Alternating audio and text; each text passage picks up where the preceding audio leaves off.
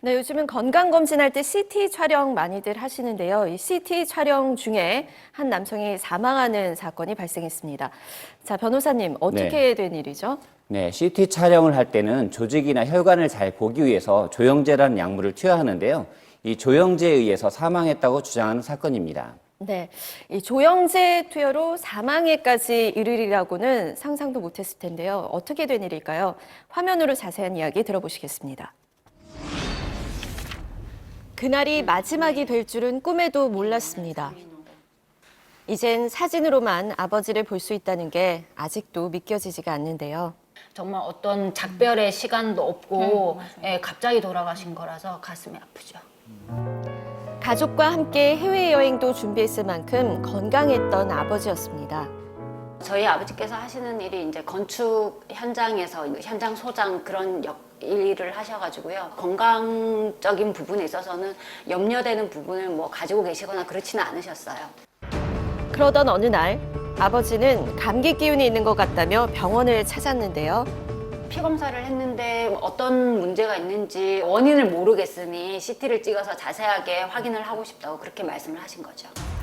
정밀 검사를 받기 위해 진행한 CT 촬영이었습니다. 그런데 조영제를 투여하자 바로 이상 반응이 왔고 얼마 후 심정지가 오는 상황까지 됐다고 하는데요. 이후 대학병원으로 이송돼 응급처치를 했지만 의식은 돌아오지 않았고 결국 3개월 후 아버지는 사망에 이르게 됐습니다. 본인들도 원인이 뭔지 모르고 그다음에 원인이 뭔지 모르니 의료적인 과실에 대해서 인정은 할 수 없다 그렇게 얘기를 하셨어요. 목숨까지 앗아간 조영제, 어떤 약품인지 정확히 알기 위해 영상의학과 전문의에게 자문을 구해봤습니다.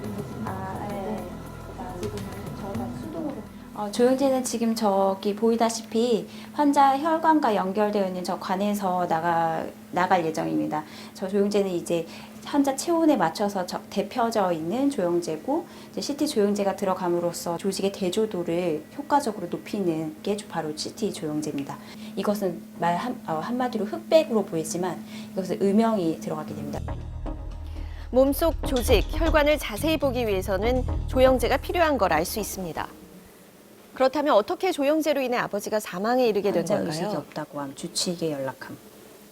CT 베드에 멘탈 없는 상태로 누워있음. 한마디로 아나필락시스 쇼크 때문에 돌아가신 것 같은데요. 말 그대로 온몸이 조영제를 거부하는 겁니다. 그래서 그 순간 환자는 쇼크와 저혈압, 그 다음에 기도 수축과 함께 호흡곤란. 아나필락식스란 알레르기 반응의 하나로 본인과 맞지 않는 음식이나 약물이 몸에 들어왔을 때 거부 반응을 일으키는 현상입니다. 아나필락시스 쇼크라는 거는 그냥 말 그대로 예측 불가항력적인 이벤트입니다. 이게 내가 예전에 CT를 찍었을 때 아무 이상 없었는데도 어느 날 갑자기 생길 수도 있습니다. 이 조영제를 사용한 그 영상학적 검사를 할 때 제일 응급, 초응급의 상황이 아나필락시스 쇼크고요. 그런데 가족은 조영제 쇼크가 의료진 과실 때문이라는데요. 2008년도에 부신 결핵으로 인해서 부신 절제술을 받으셨습니다. 10년 전 부신 결핵으로 인해 2개의 부신 중 1개를 절제했던 아버지. 검색을 해보니까 실제로 콩팥이나 부신이나 이렇게 신장 기능이 안 좋은 분들한테는 극약과도 같은데 왜 이런 처방을 하셨냐 이런 말씀을 하시더라고요. 가족은 부신 수술 환자에게 치명적인 조영제를 투여하지 말았어야 한다고 주장합니다. 신장 기능이 떨어진 분들은 조영제를 사용한 CT를 촬영했을 때 배설이 안 되는 경우도 있기 때문에 한마디로 그냥 독을 넣는 거나 마찬가지입니다. 그렇다면 부신 수술 환자인 아버지에게 조영제는 독약이었던 걸까요?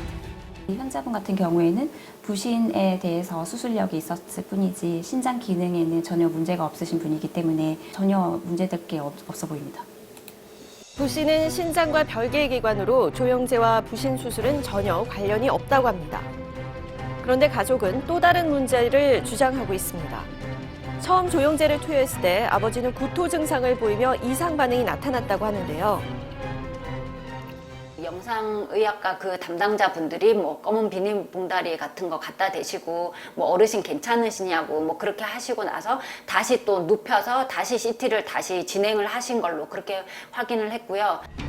가족은 조영제 투여 후 이상 반응이 왔음에도 불구하고 멈추지 않고 약물의 용량만 조절해서 재투약해 사망에 이르게 됐다고 주장하고 있습니다.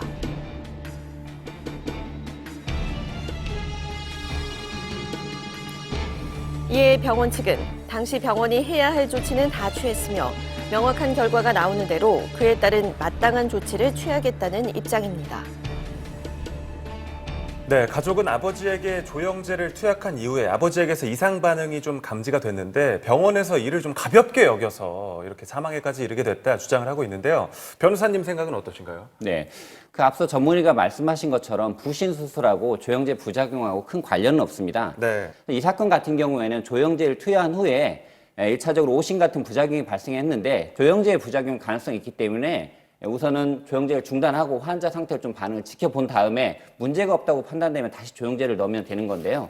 이 사건 같은 경우에는 1차로 오심이 일어났을 때 환자 상태를 지켜보고 또 의료진이 와서 보지 않은 상태에서 바로 이제 조영제 용량만 줄여가지고 주입을 했다라는 부분에서 의료 과실을 인정할 여지가 있습니다.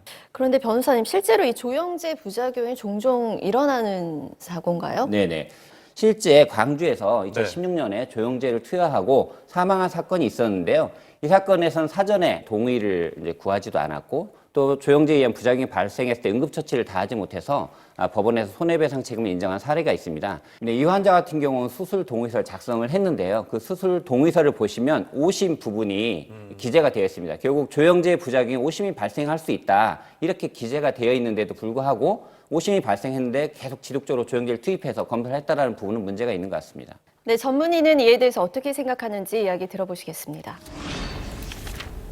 오심 구토도 이제 급성 유해 반응 중에 한 일부고, 만약에 환자분이 CT 촬영을 하다가 오심 구토를 호소를 했는데 그에 대해서 적절한 조치 없이 그대로 촬영을 했다면 문제가 있을 거라고 생각이 되고요. 두드러기를 호소해도 일단은 의료진을 호출해서 의료진의 판단하에 에피네프린이나 항히스타민제 이런 것들, 항구토제 이런 거를 지시하도록 되어 있습니다. 처음 이상 반응이 왔을 땐 의료진이 아닌 영상기사가 조치를 취했으며 심정지가 온 이후 의료진을 부른 것으로 보여지는데요. 그런데 조영제 부작용 사고는 종종 일어나는 사고로 매년 늘고 있다고 합니다. 그런데 조영제 부작용이 심심치 않게 발생합니다.